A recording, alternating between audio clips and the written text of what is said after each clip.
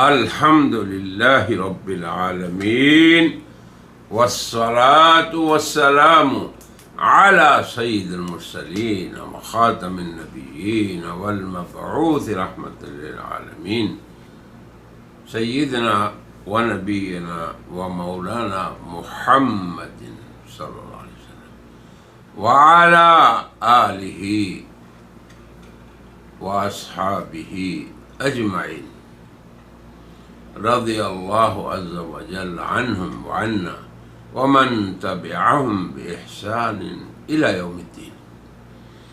أعوذ بالله من الشيطان الرجيم. بسم الله الرحمن الرحيم. قل أطيعوا الله وأطيعوا الرسول. وقال جل شانه: وما آتاكم الرسول فخذوه. صدق اللہ العظیم. سامعین و ناظرین، اسلامی شریعت میں جو احکام ہیں ان کا سب سے پہلا اساسی اور بنیادی مصدر یا ماخذ قرآن حکیم ہے. یہی نبی کریم صلی اللہ علیہ وسلم کا بیان ہے، یہی منہج رسول ہے، اور حدیث معاذ اس پہ دلیل ہے کہ آپ نے انہیں فرمایا کہ کیسے تم احکام لوگے، کیف تحکم، کیسے حکمرانی کرو گے. تو انہوں نے جو ذکر فرمایا تو فرمایا آخذ بکتاب اللہ. تو یہ پہلا مصدر ہماری شریعت کا یا ہماری تشریع یعنی قانون سازی کا اسلام میں قیامت تک کے لیے قرآن حکیم. اس سے لینے کا سلیقہ گزشتہ 2 قسطوں میں ہم بیان کر چکے. آج ہمارا موضوع ہے سنت کریمہ، سنت مصطفیٰ، احادیث رسول مقبول صلی اللہ علیہ وسلم، آپ کی حیات اور سیرت، آپ کے اقوال فرامین اور اعمال، اور آپ کی تقریرات کہ کوئی عمل آپ کے سامنے ہوا تو اسے آپ نے ثابت فرما دیا، انکار نہیں کیا. اقوال، افعال، تقریرات،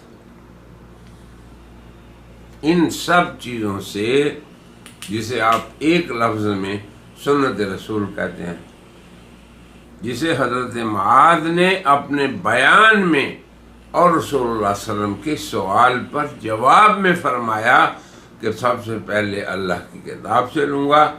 تو آپ نے فرمایا اگر نہ پاؤ تو کتاب اللہ میں کسی جزوی کسی مسئلے کا حکم نہ ہونا یہ کتاب اللہ میں نقص نہیں. میں اہل قرآن سے کھل کے کہتا ہوں یہ قرآن میں نقص نہیں، بلکہ قرآن نور اور ہدایت ہے، مرشد ہے.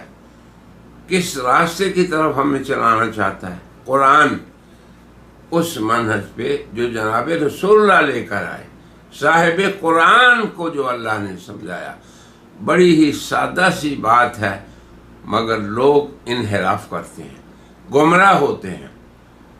حالانکہ جتنی سادہ اسلام کی بات ہے دنیا میں شاید ہی کوئی اس سے بڑھ کر سادہ بات ہو، مگر سلیقہ سیکھنا پڑے گا جناب مصطفیٰ صلی اللہ علیہ وسلم سے. لقد کان لکم فی رسول اللہ اسوۃ حسنہ، بہترین نمونہ حضرت انسان اور بنی آدم کے لیے جناب محمد رسول اللہ. چلیں اس فیلڈ میں آ جائیں آپ، اس میدان میں کہ قانون سازی، تشریع احکام کیسے قرآن سے لیے جائیں گے، اس کا سلیقہ ہم مختصر بیان کر چکے.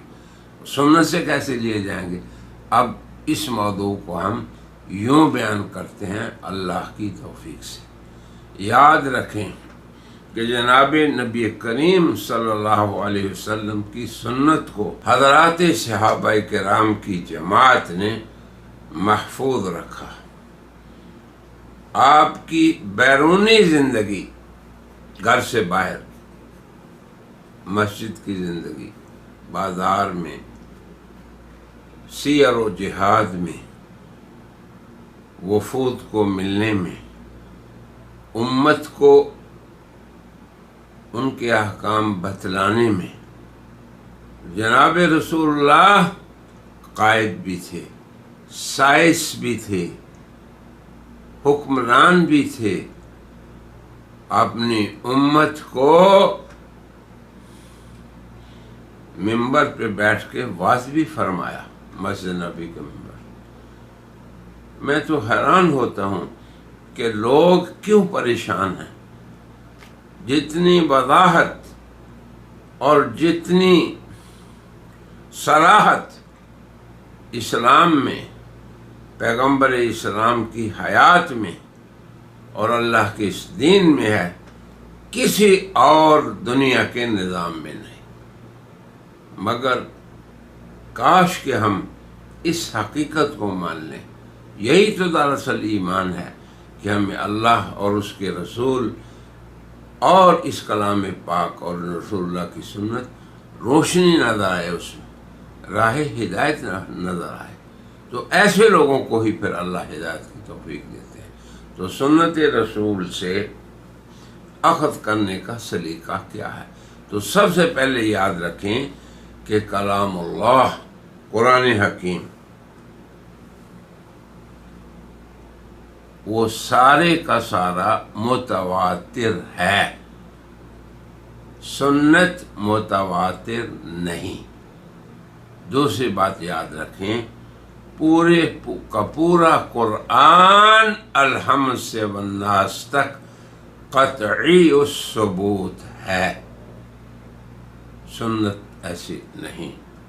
حکمت ہے اس میں بھی، اب اس کی حکمتیں میں بیان کرنے لگ جاؤں تو یہ موضوع نہیں میرا، صرف سنت سے لینے کا سلیقہ سمجھانے کے لیے یہ امور بتا رہا ہوں آپ کو۔ پھر قرآن بھی عربی میں، عربی مبین، اور جناب رسول اللہ صلی اللہ علیہ وسلم کی سنت بھی عربی مبین، اس حد تک دونوں مشترک ہیں۔ تب اس طرح آگے آ جائیں کہ سنت کے اندر روات یعنی اس کو نقل کرنے والے، ان کی تعداد وہ نہیں جو قرآن کو نقل کرنے والوں کی ہے۔ آج بھی اس دور میں بھی ہر قرآن کریم کی آیت متواتر طور پہ آپ کے سامنے منتقل ہو رہی ہے۔ سنت کا مسئلہ ایسا نہیں۔ ہاں یہ ضرور ہے کہ جب سنت کی تالیف ہو گئی، ترتیب ہو گئی، تصنیف ہو گئی، تو پھر اس وقت سے لے کے آج تک اور آج سے قیامت تک وہ بھی آپ کے سامنے مدون ہے۔ اس سے کھلی، اس سے بڑھ کر سرات اور اس سے بڑا سرمایہ کس دین میں ہے، کس قوم کے پاس ہے؟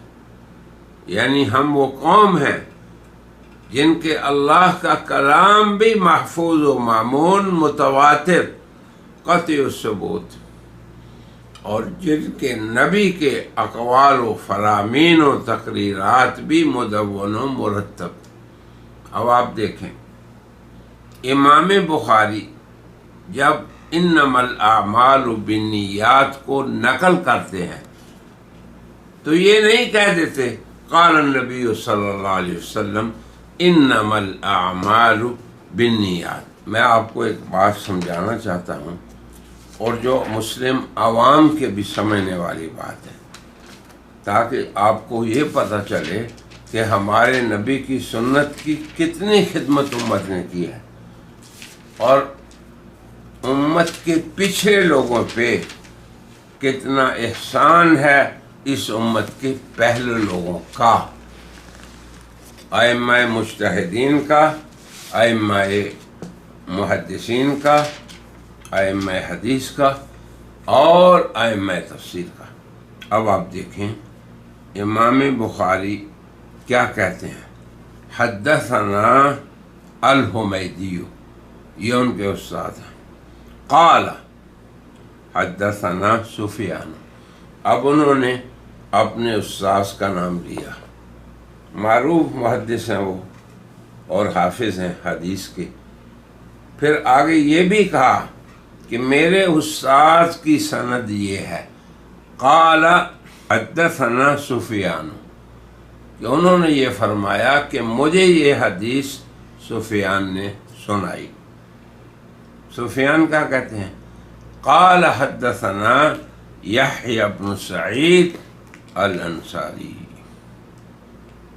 اب بخاری سے حمیدی، حمیدی سے سفیان، سفیان سے یحییٰ، وہ کیا کہتے ہیں، اخبرنی محمد بن ابراہیم اللیثی، وہ محمد بن ابراہیم کی بات کر رہے ہیں کہ ان کے واسطے سے یہ حدیث مجھے پہنچی یا میں نے ان سے سنی۔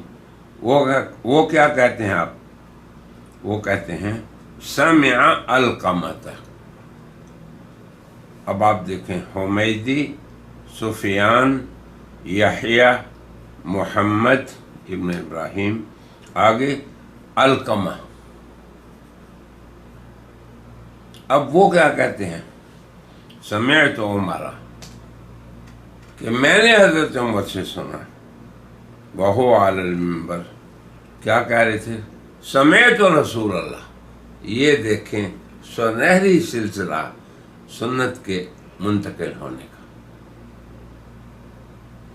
آپ کی سیرت کو جمع کیا جن لوگوں نے، یہ ان کی قربانی ہے، محنت ہے، جد و جہد ہے۔ اتنے لوگوں کا نام یاد رکھنا یہ حفاظ حدیث ہی کا کام تھا۔ آج کے دور میں کون ایسا ہے کہ ہر حدیث کو جناب رسول اللہ تک، اس حدیث کو اس کے آخری مصدر تک پہنچائے۔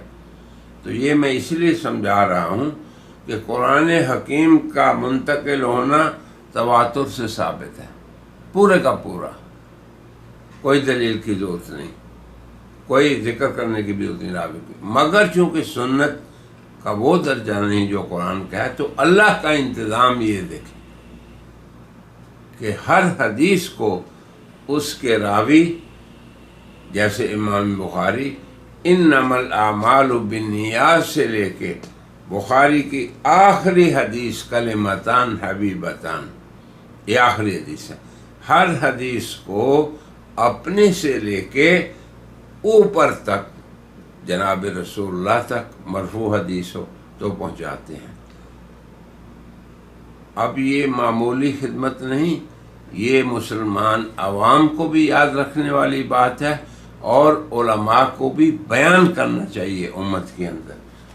آج کے اس دور میں جو فتنوں کا دور ہے، یہ بھی ایک بڑا فتنہ ہے کہ سنت سے اعتماد کو اٹھاؤ، یہ راستہ ہے قرآن سے اعتماد کو اٹھانے کا، صحابہ پر طعن و تشنیع کرو، یہ راستہ ہے جناب رسول اللہ صلی اللہ علیہ وسلم کی لائی ہوئی شریعت پہ عدم اعتماد کا۔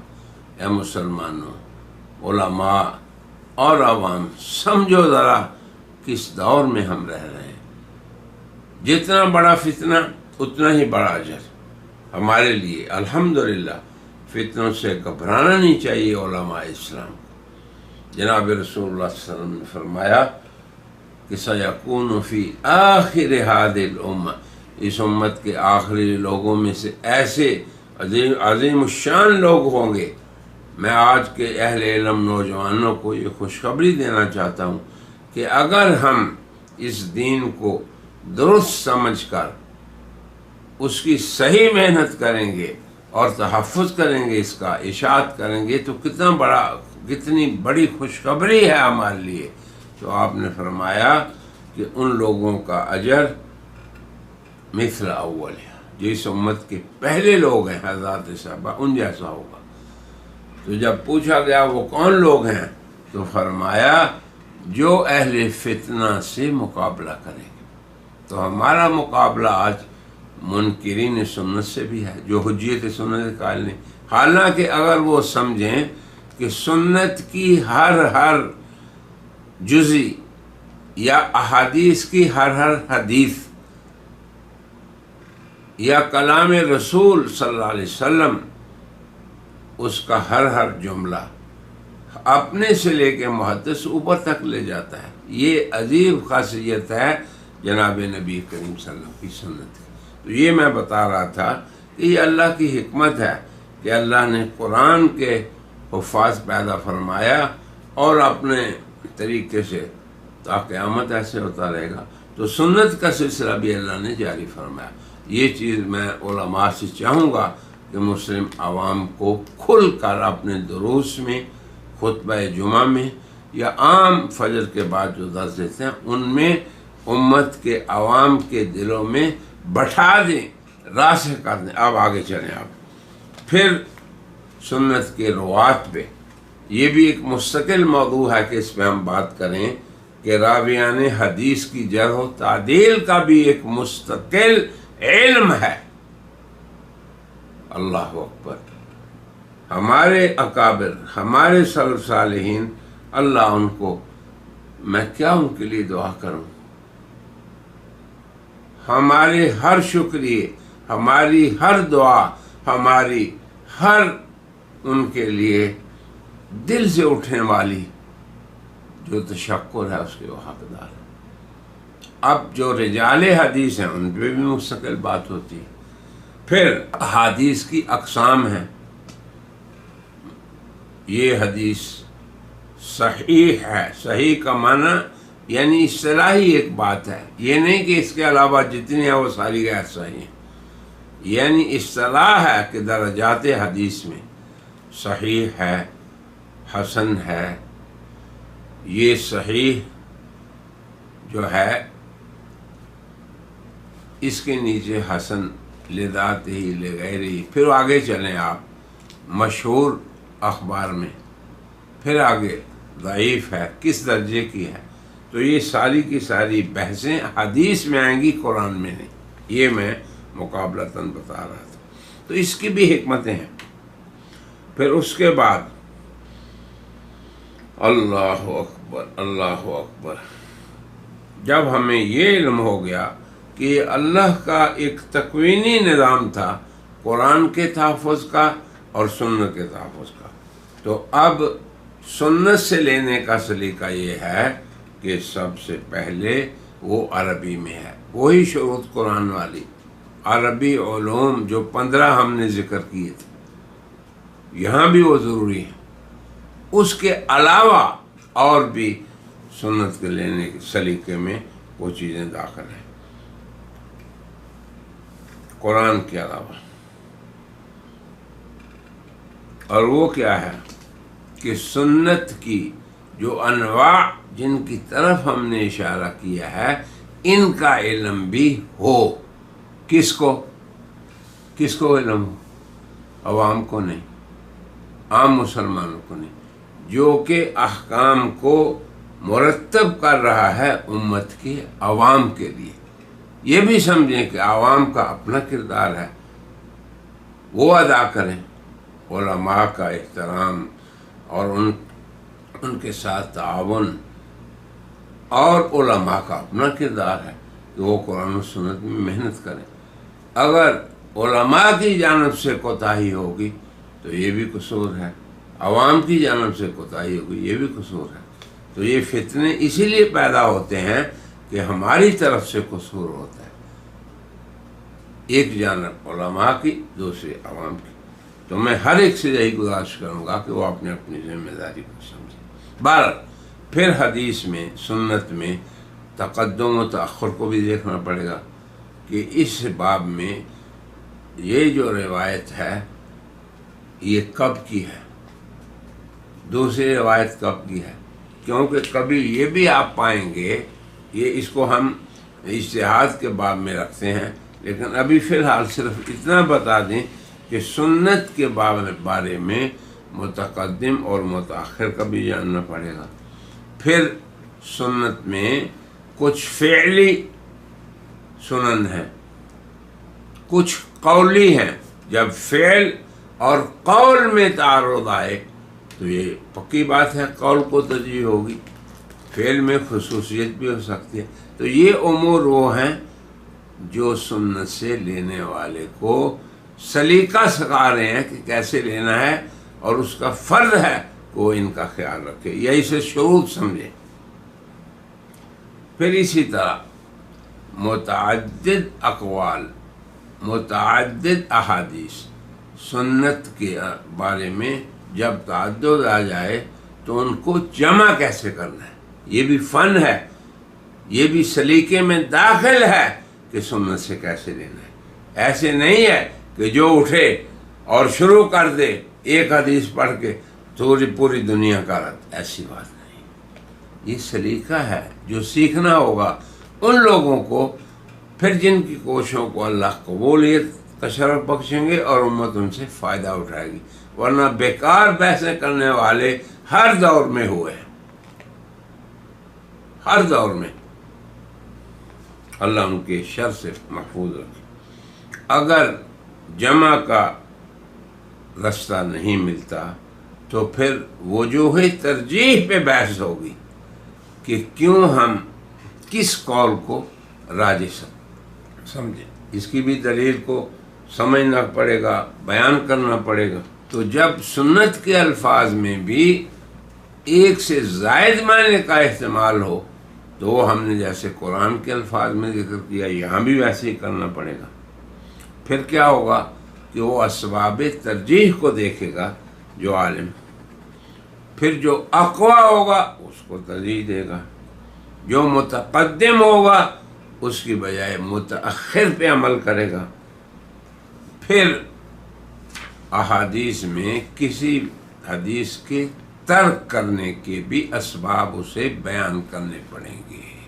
تو یہ سنت سے لینے کے سلیقے کے بارے میں چند چیزیں ہم نے بیان کی۔ ابھی یہاں میں آپ کو ایک شیخ الاسلام ابن تیمیہ کا قول سنا کے اپنی بات کو ختم کرتا ہوں، تاکہ اگلی مجلس میں ہم اجتہاد پہ کچھ بات کریں، جو کہ تیسرا ماخذ ہے اسلامی شریعت کا۔ اب وہ فرماتے ہیں یجوز ان یکون للعالم حجۃ فی ترک العمل بالحدیث۔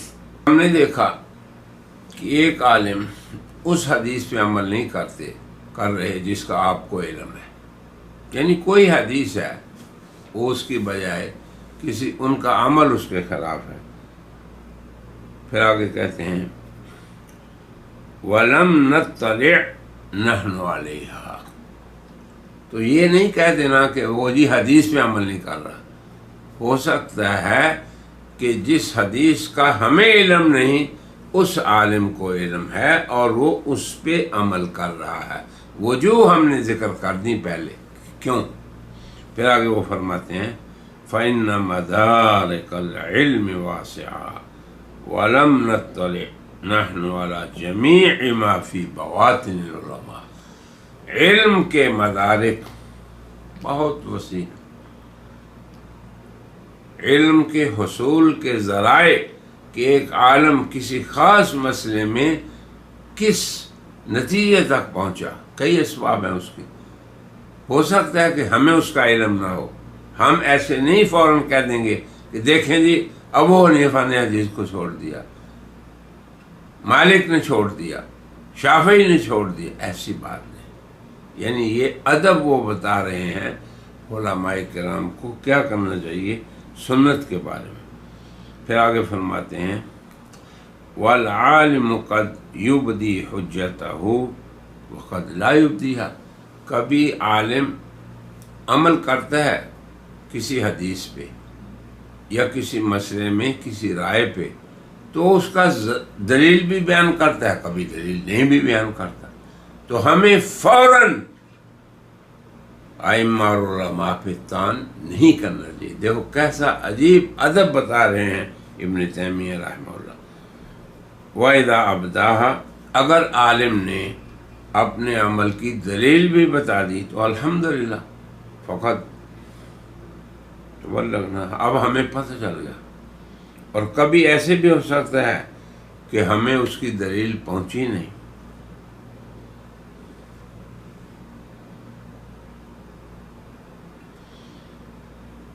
اور اگر اس نے بیان کر دی تو ہمیں پہنچ گئی، اور اگر ہمیں نہیں پہنچی تو ہمیں اس کی دلیل کے موضع اور موقع اور مواقع اس دلیل کا نہیں پتہ، تو کیسے؟